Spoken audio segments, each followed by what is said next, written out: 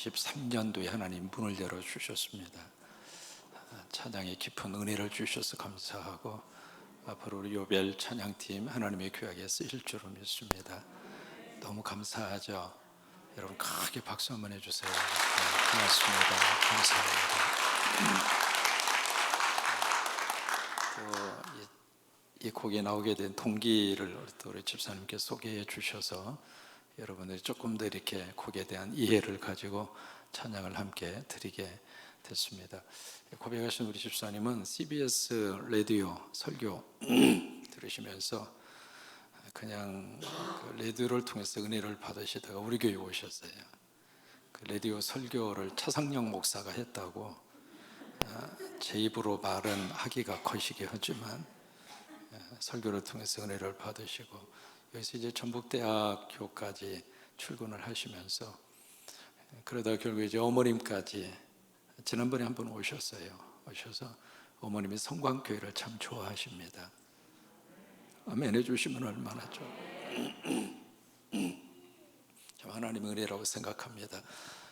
우리 한 해 동안 우리 요별 찬양팀 우리 박윤석 원사님이 지도해 주시고 여러분 모두를 하나님의 귀하게 들어쓰셔서 찬양할 때마다 하늘문이 열려지게 하시고 찬양할 때마다 기적이 나타나게 하시고 찬양할 때마다 병든 자가 치유함을 받게 하시고 찬양 속에 하나님의 영이 충만히 임재하셔서 기적이 나타나고 마귀와 사탄이 떠나가고 놀라운 불의 역사가 임하게 될 줄로 믿습니다. 우리 2박 3일 동안 우리 교육자 수련회 잘 다녀왔고 없는 동안에 두 분의 특별 강사님이 새벽재단을 지켜주셔서 너무 고마웠습니다. 저도 이제 깨어나서 같이 새벽기도 여수에서 함께 드렸습니다. 로코르찬 장로님, 우리 최낙술 장로님 이삭에 대한 이야기도 감사했고 또 에스더에 대한 이야기도 감사했고요. 두 분의 장로님 처음에는 떨린다고 그러더니 떨긴 뭘 떨어. 설교를 가만히 이렇게 같이 이렇게 나누면서 그 생각이 들었어요. 성광교회 장로님 수준이 보통이 아니구나. 담임 목사 예지간이 설교해가지고는 큰일 나겠구나. 성경을 바라보는 각도, 성경을 해석하는 모습이 너무 성서적이었고 또 이제 그 말씀을 실제적인 우리 삶 속에 적용하는 그 모습이 너무 감사한 모습으로 재단을 지켜주셔서 편한 마음으로 우리 교육자들과 더불어서 사실 도착을 해서 올 때까지 사실 1분도 아까울 정도로 끝나고 나서 이제 방에 들어가서는 새벽 2시 반까지 뭐 했냐고 그랬더니 밀린 이야기 했다고. 그래서 참 우리 금년에 놀라운 기대를 합니다. 하나님의 역사는 하나님이 세운 종도를 통해서 나타납니다. 강다성에 세워주신 주의 종도를 통해서 말씀을 주시고 여러분 그래서 주의 종들에게 하나님이 축복권을 주신 거예요. 여러분 축도는 아무라도 할 수 있는 게 아닙니다. 특별히 하나님이 세우신 주의 종을 통해서 축도권을 주셨는데 그 축복의 거룩한 역사가 그대로 흘러갑니다. 여러분 믿기만 하시면 됩니다. 아멘으로 받기만 하시면 됩니다. 그러면 그 하나님이 주시고자 하는 그 복이 주의 종들을 통해서 흘러 넘치게 될 것이고 이번에 세움받은 이 모든 사역자들을 통해서 부서마다 하나님의 큰 역사가 임할 것이고 또 교구 안에 부흥의 역사가 임할 것이고 교회 학교 속에 놀라운 부흥의 역사가 임할 것이고 하나님은 그렇게 축복하실 줄로 믿습니다. 4일 전에 미국의 정치 시스템의 둘로 나누어져 있습니다. 상원 의원이 있고 하원 의원이 있습니다. 상원 의원 같은 경우에는 전체 이제 50명입니다. 50개 주가 있잖아요. 50개 주에서 한 사람씩 해서 50명이 아니라 이제 100명입니다. 그래서 한 주에 두 사람씩 그 주가 크든 작든 인구가 많든 적든 상관없습니다. 왜냐하면 미국이 이제 합중국이라고 하는 이 나라를 건설을 하면서 힘 있는 주, 힘이 없는 주 우리가 공평하게 하자. 그게 민주주의다. 그렇게 해서 이제 모든 주에서 두 사람씩 상원 의원을 선출을 합니다. 이 사람들의 임기는 6년입니다. 거기에 비해서 이제 하원 의원이라고 하는 두 번째 시스템이 있습니다. 이것은 인구 비례에 따라서 하원 의원은 결정이 됩니다. 인구가 많으면 많은 하원 의원을 선출을 하고요, 인구가 적으면 적은 하원 의원을 선출을 합니다. 전체 인원수는 435명입니다. 이번에 이제 선출을 해서 이 하원 의원은 2년에 한 번씩 선거합니다. 그러니까 굉장히 바빠요. 지금 이제 하원 의원 가운데 435명 가운데 한인 하원 의원이 4분입니다. 참 굉장히 많이 정치적으로 신장이 됐습니다. 뉴욕 같은 경우에는 벌써 3선 의원이 나왔습니다. 굉장히 한인들의 정치적인 파워가 그만큼 미국 안에서 커지는 이제 그런 가운데 있고요. 그래서 이제 4일 전에 선서를 해야 하원 의장이 선출이 되고 그 앞에서 선서를 해야 하원 의원이 됩니다. 근데 이제 435명 중에 한 사람이 돌아가셨어요. 그러니까 당선되고 나서 바로 돌아가셨어. 그래서 그분은 하원 의원이 못 된 겁니다. 그래서 이제 434명이 선출을 했는데 그 중에 한 사람이 미국뿐만이 아니라 전 세계의 주목을 받았어요. 그 사람이 이름이 뭐냐면 조지 산토스예요. 조지 산토스라고 하는 사람인데 나이가 34살입니다. 이 사람의 지역구가 어디냐면 뉴욕이라고 하는 도시 많이 들어보셨죠? 뉴욕의 롱 아일랜드라고 하는 그곳이 그분의 지역구입니다. 소속은 공화당입니다. 34살 먹은 브라질 태상의 이민자입니다. 어떻게 이 사람이 미국뿐만이 아니라 전 세계 매스컴의 주목을 받게 됐을까? 이유가 있습니다. 이게 뉴욕 타임즈에서 쭉 이렇게 조사를 해보니까 세상에 가짜도 이런 가짜가 없는 거예요. 이게 하원 의원으로 딱 당선이 되기는 됐지만 뭔가 조금 김새가 이상해서 추적을 하고 조사를 해보니까 학력부터 시작을 해서 경력부터 시작해서 모든 것들이 다 가짜예요. 대학 학위증을 제시를 했는데 그 학위증이 가짜입니다. 본인의 경력을 골드만삭스라고 하는 유명한 금융회사 있잖아요. 그 골드만삭스에서 자기가 근무를 했다, 경력을 그렇게 썼는데 가짜입니다. 재산 내역을 쭉 공개를 했는데 자기가 13개 빌딩을 가지고 있다. 조사를 해보니까 새빵살이하고 있습니다. 자신들은 어머니하고 아버지 그 계통이 유대인 계통이라고 그래서 유대인의 혈통이라고 주장을 했는데 조사를 해보니까 유대인 혈통, 유대인 피 한 방울도 안 섞여 있습니다. 이분은 공개적으로 자기가 동성 연애자다 그렇게 공개적으로 발표를 했거든요. 조사를 해보니까 동성 연예인이 아닙니다. 그래서 뉴욕 타임즈에서 이 사람을 조사하고 조사를 해보니까 까도 그래도 세상에 이렇게 가짜일 수가 없는 거예요. 심지어 그렇게까지 언급을 합니다. 당신 이름은 진짜냐고. 그래서 이 모든 것들을 다 가짜로 해서 그렇게 해서 이번에 이제 공화당 공천을 받아서 그쪽 사회에 딱 출마를 했는데 이게 그 롱 아일랜드의 그 주민들의 생활 수준이 미국 사회 안에서도 굉장히 상위 그룹입니다. 근데 그 주민들이 감쪽같이 속은 거예요. 참 세상에 이런 일이 있을 수 있겠는가? 여러분, 이 세상에 가짜가 있을까요? 없을까요? 질문이 좀 이상하죠. 이게 지금 가면 갈수록 거짓말이 이 세상에 늘어나고 있고요. 거짓말, 눈 하나 깜짝 안 하고 거짓말합니다.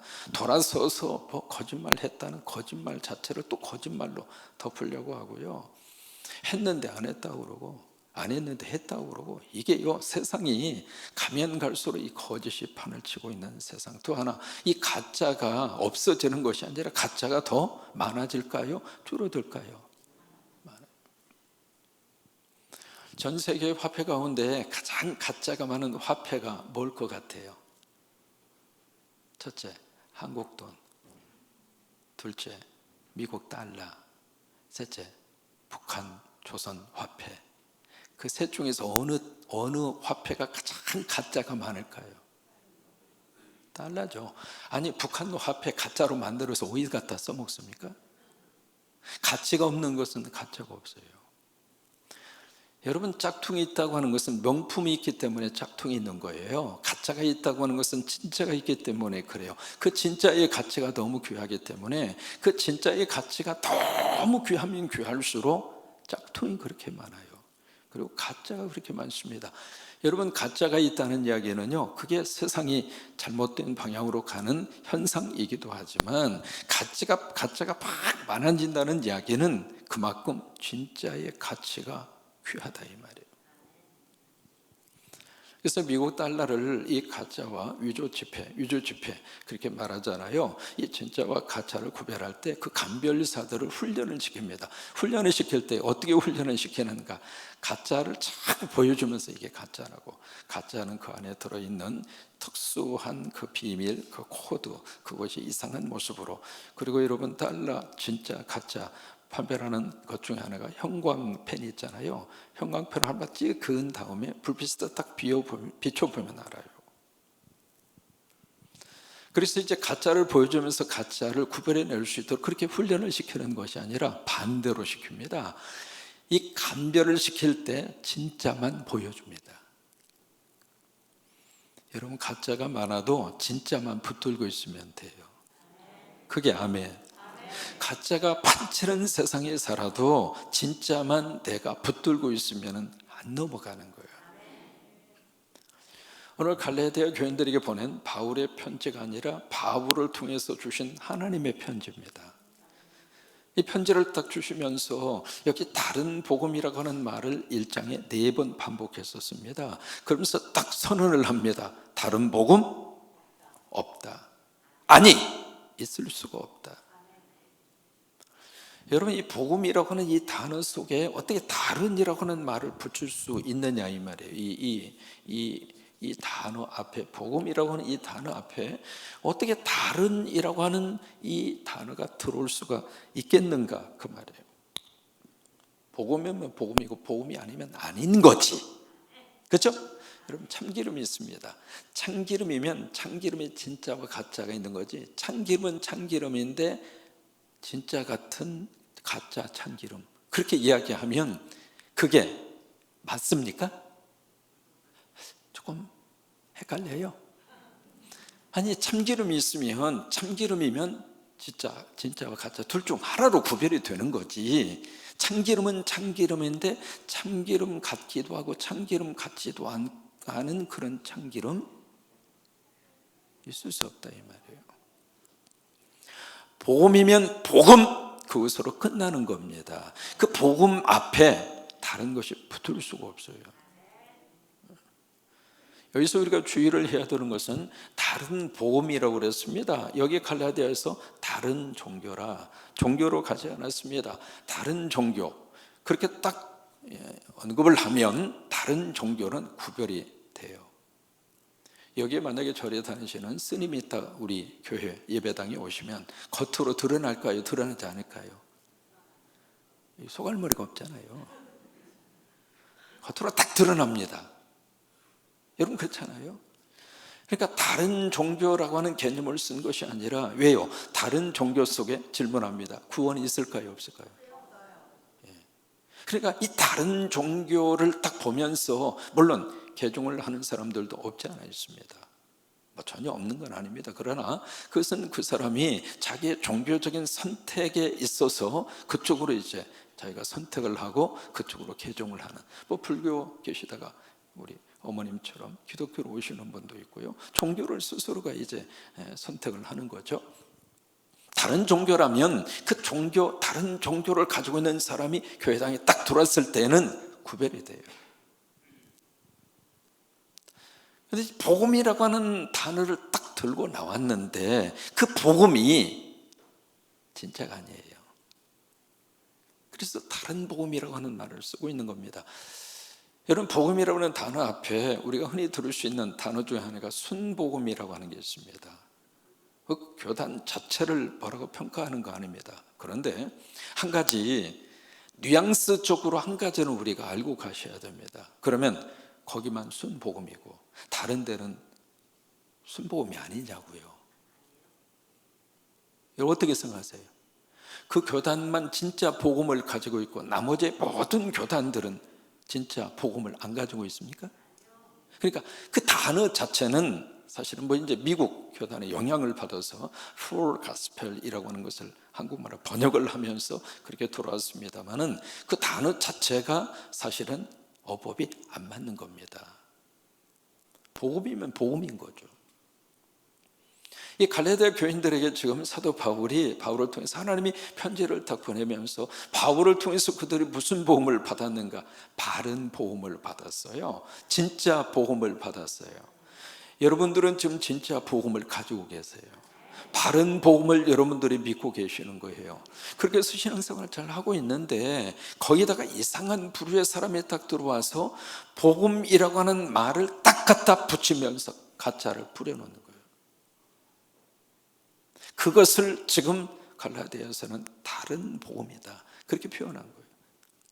복음이라고 하는 이름으로 들어온 겁니다. 전혀 다른 색깔을 가지고 들어온 것이 아니라 예수 믿는다.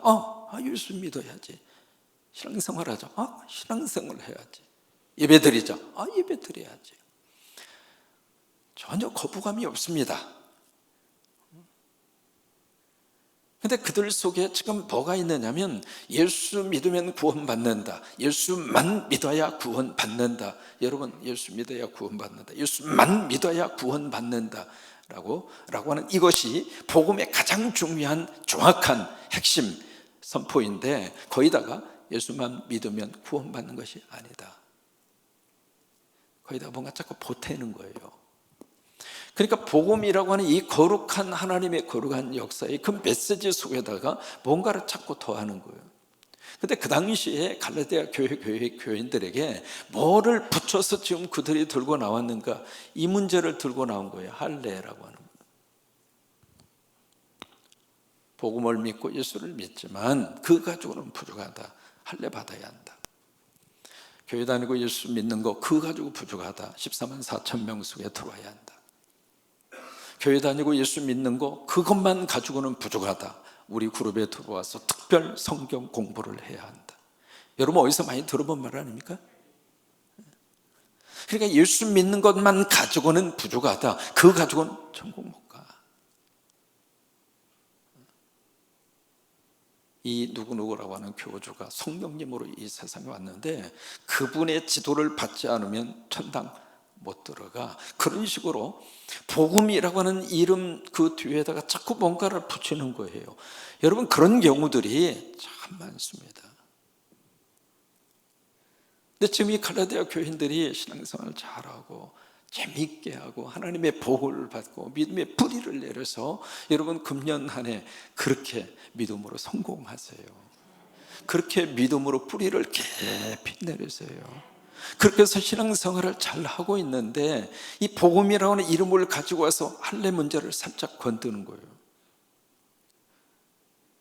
이게 할례 문제를 건드는 사람은 누구냐면 유대교라고 하는 전통 속에 있다가 예수 믿은 사람들이에요.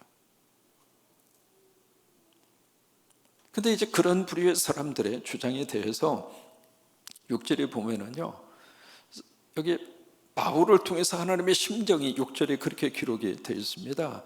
뭐냐면 그리스도의 은혜로 너희를 부르신 이를 이같이 속히 떠나.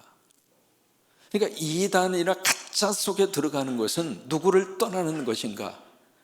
그리스도의 은혜로 너희를 부르신 이를 떠나는 거예요. 그러면 그리스도의 은혜로 나를 부르신 분이 누구인가? 하나님이시죠. 가짜 복음에 들어가는 것은 하나님을 떠나는 거예요. 단순히 교회를 옮기는 차원이 아닙니다. 하나님을 떠나는 거예요.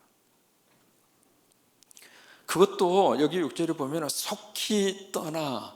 이게요, 어떻게 사람이 저럴 수 있겠나 싶을 정도로 어느 날 갑자기 확 하고 그쪽으로 속해버렸다 이 말이죠.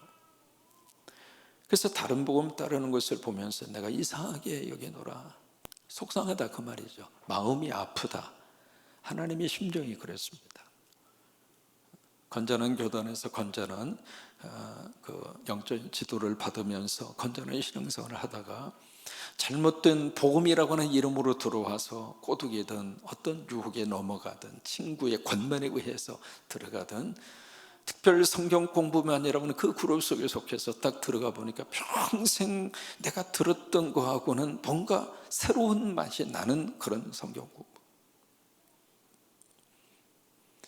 거기에 속하고 들어가다 보니까 나도 모르게 한 번 가고 두 번 가고 세 번 가다 보니까 그 어떤 영적 세계 속에 완전히 거기에 영향을 받아버리는, 나중에 빠져나오려고 그래도 빠져나오지를 못하는 거예요. 여러분, 그 저기를 통해서 가정적으로, 그리고 가출을 한 자녀들 문제, 그리고 이 부부의 관계 속에서 이게 부작용이 한두 가지가 아닙니다. 하나님은 우리 가정이 세워지기를 원하십니다.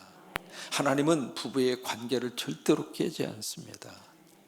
하나님은 지금까지 기독교 역사 속에서 교회를 통해서 하나님이 역사하셨습니다. 교회가 부족하든 교회에 흠이 있든 그 속에서도 하나님이 그 교회 버리지 않았습니다.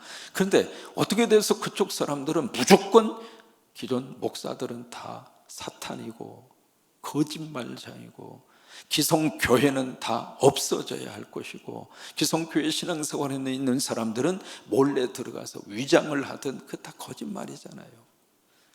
속에는 이상한 나름대로의 어떤 비밀 저기를 가지고 양의 탈을 쓰고 들어와서 어떤 그룹을 형성을 해서 그 교회를 완전히 난장판으로 만들어 놓고 그 목사가 목회하지 못하도록 그 교회에서 쫓아내고, 그렇게 해서 무슨 추수라고 하는 이름으로 거기서 기성교인들을 빼나가는 것을 그들이 무슨 구원이고 전도라고 그렇게 이야기하고 있는데, 과연 그게 정상적이냐 이 말이에요. 그러면서 오늘 여기에 8절에 보시면은요, 8절 9절이 거의 비슷한 내용입니다. 같은 내용을 두 번 반복을 하고 있는데, 8절에 그러나 가장 먼저 누가 나오냐면 우리가 나옵니다. 그 우리가 누구일까? 바울을 포함한 사도들입니다. 그게 우리예요. 또 넓은 의미에서 보면은 지금 복음을 전하고 있는 전도를 지금 하고 있는 팀들이에요. 그 우리도 여기에 지금 포함이 되는 겁니다. 이 말씀을 묵상하면서 설교자로 부름받아서 단에 서야 하는 저로서는 참 부담스러운 말씀입니다. 사도들이라 할지라도 복음을 복음으로 증거하지 못할 때가 있다 이 말이에요. 목사라 할지라도 복음을 복음으로 제시하지 못하는 경우들이 있다 이 말이에요.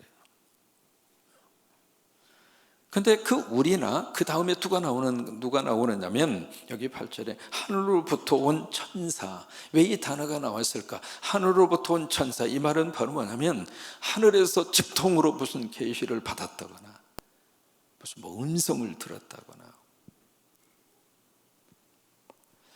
이 모든 것들, 여러분 이 성경이 완성된 계시라고 그럽니다. 계시의 완성이라고 그래요. 해보시죠. 성경은 계시의 완성이다. 하나님이 주시고자 하는 모든 계시의 완성이 성경이라는 거예요. 근데 그 계시하고 전혀 다르게 이제 직통으로 뭐 천사를 통해서 뭘 통해서 자기가 이제 받았다고 이야기를 하는데, 이제 그럴 수도 있습니다. 전혀 없는 건 아닙니다. 그런데 중요한 것은 이 성경을 통해서 그걸 다시 한번 보셔야 된다 이 말이에요. 성경에 없는 이야기를 하는 것은 다 가짜예요. 다른 복음이라 그 말이에요. 복음이라는 이름으로 말은 할지 모르지만 그것은 다른 복음, 가짜다 그 말이에요. 근데 그 그룹의 사람들에게 뭐라고 말씀을 하시는가? 자 보세요. 우리가 너에게 전한 복음, 누가 전했는가? 사도들이 갈라디아 교인들에게 전한 복음이 있다 이 말이에요. 그 복음이 바로 8절에 보시면은 너에게 전한 복음, 다시 말해 너희가 받은 복음이라 그 말이에요. 그러니까 사도들을 통해서 복음을 그들에게 설교를 했고 갈라디아 교인들이 그 복음을 받아들이고 믿었다 그 말이에요. 그 복음이에요. 그 복음 외에 다른 복음을 전파하면, 만약에 설교를 하면 저주가 임할 것이다. 근데 여기서 한 번 말씀을 하시는 거잖아요. 9절에서 한 번 더 다시 한번 이야기를 하십니다. 누구든지 너희가 받은 것 외에, 우리 설교를 통해서 너희가 받은 그 메시지 그 외에 다른 복음을 전하면 저주를 받을지어다. 이게 한 번이 아니라 두 번씩이나 아예 하나님의 저주가 임할지어다, 아예 선포를 하고 있는 겁니다.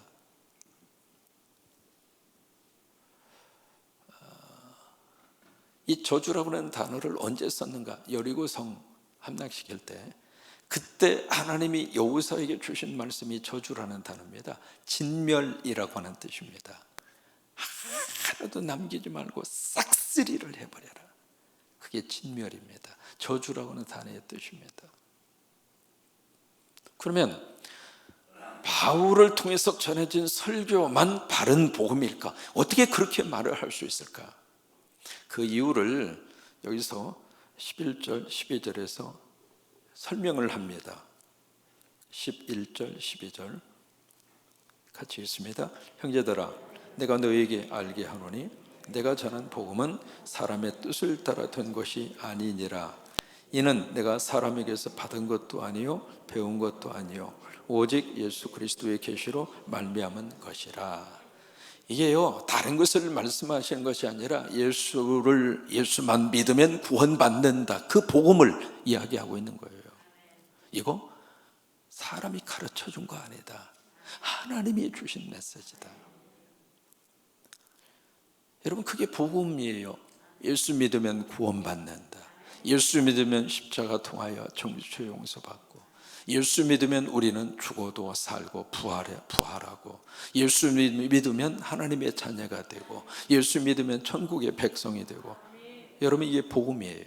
여기에 다른 것을 자꾸 집어넣으려고 하는 그것은 다 다른 복음이란 말이에요. 여러분, 분별력이 있으시기를 바랍니다. 그러면서 여기에 저주를 받을지어다 이렇게 강력하게 선포하는 그 이유가 바로 뭘까? 바로 10절입니다. 여기 강하게, 굉장히 강하잖아요. 여러분, 성경에서 어떻게 저주를 받을지어다, 이 단어가 어떻게 나올 수 있느냐고요. 근데 이렇게까지 갈라디아 교인들에게 아주 강력하게 선포를 합니다, 바울을 통해서. 여러분, 그 정도로 다른 복음을 쫓아가면 거기에 구원이 없습니다. 다른 복음을 쫓아가면 망합니다. 다른 복음을 쫓아가면 갈 곳은 뻔합니다. 지옥밖에 없어요. 그러니까 저주를 받을지어다. 정신 차리라 이거예요. 어떻게 다른 복음을 쫓아갈 수 있느냐 이 말이에요. 그래서 여기 10절에 이 바울의 어떤 영적인 정체성을 여기에 딱 밝힙니다. 10절에 같이 한번 읽습니다. 이제 내가 사람들에게 좋게 하랴, 하나님께 좋게 하랴, 사람들의 기쁨을 구하랴, 내가 지금까지 사람들의 기쁨을 구하였다면 그래서 그리스도의 종이 아니니라. 여기 이제 두 가지의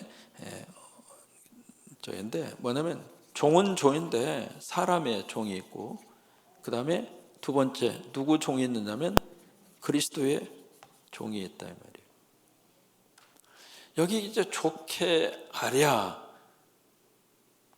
사람들에게 기쁨을 주겠느냐, 이제 좋게 한다, 기쁨을 준다, 다 같은 뜻이잖아요. 그러니까 종은 종입니다. 근데 종은 종인데 사람의 종으로 살겠는가? 그러면 그 사람의 종은, 여러분, 종이라고 하는 말 하니까 좀 그런데 노예라고 하는 단어거든요. 그 노예는 자기 스스로가 할 수 있는 게 아무것도 없어요. 내가 뭐 가고 싶다고 해서 가고, 하기 싫다고 해서 안 하고, 뭐 하고 싶다고 해서 하고. 종은 그런 게 아무것도 없습니다. 오로지 종을 움직일 수 있는 주체는 누구냐면 누구일까요? 주인이에요. 주인. 그러니까 사람의 종이 된 사람은, 사람이 다시 말해서 나를 이렇게 딱 붙들고 있는 그 사람이 주인인 거예요. 그러면 그 주인 되는 그 사람을 내가 비율을 맞춰야 되고, 그 사람을 어떻게 쓰든지 듣기 좋게 해야 되고, 근데 바울은 여기서 이 편지를 딱 쓰면서 나는 사람 비유 맞추는 설교자 아니다. 나는 그리스도의 종이다. 나는 예수가 나의 주인이다. 난 예수님 눈치만 보겠다. 나 예수님의 말씀만 내가 따르겠다. 그것이 바른 복음을 증거하게 되는 근거였다 이 말이에요. 늘 마음속에 설교를 이렇게 벌써 76년도부터 설교를 했으니까 설교를 얼마나 많이 했겠습니까? 설교를 준비하면서 설교를 하면서 늘 느끼는 것 중에 하나가 자꾸 이렇게 유혹에 빠질 때가 있습니다. 왜냐하면 제가 이제 성경 본문을 이렇게 선택해서 한다고 그러면 그 주간에 있었던 세계적인 어떤 문제라든지 어떤 큰 이슈라든지 그쪽에서 어떤 성경과 관계된 본문을 뽑아내고 싶은 유혹이 있어요. 또 하나, 이렇게 설교를 하다가 보면은 반응들이 있잖아요. 그 반응들이 있는데 그 반응 중에 하나가 이제 아멘이잖아요. 여러분 어느 때 가장 아멘이 많이 터지는 줄 알으세요? 복 받으시라고 그럴 때. 구체적으로 돈 많이 버시라고 그랬을 때 귀청 떠지도록 아멘이 커집니다. 자꾸 그쪽 유혹에 나도 모르게 쏠려간다 이 말이에요. 또 하나, 이 말씀을 가지고 쭉 이렇게 풀어가다가 그 말씀 속에 예리한 부분이 있거든요. 예리한 부분에 딱 가서는 이거 하면 누가 시험 드는데 분명히 이것 때문에 누군가가 시험 들 사람이 있을 터인데 그러면 나도 모르게 그걸 빼버린다 이 말이에요.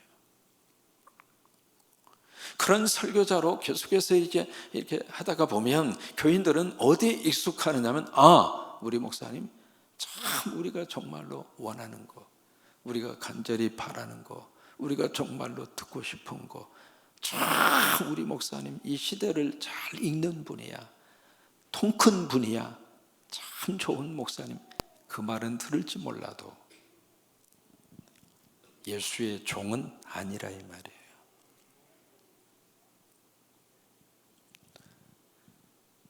나는 그리스도의 종이라. 난 예수의 종이다.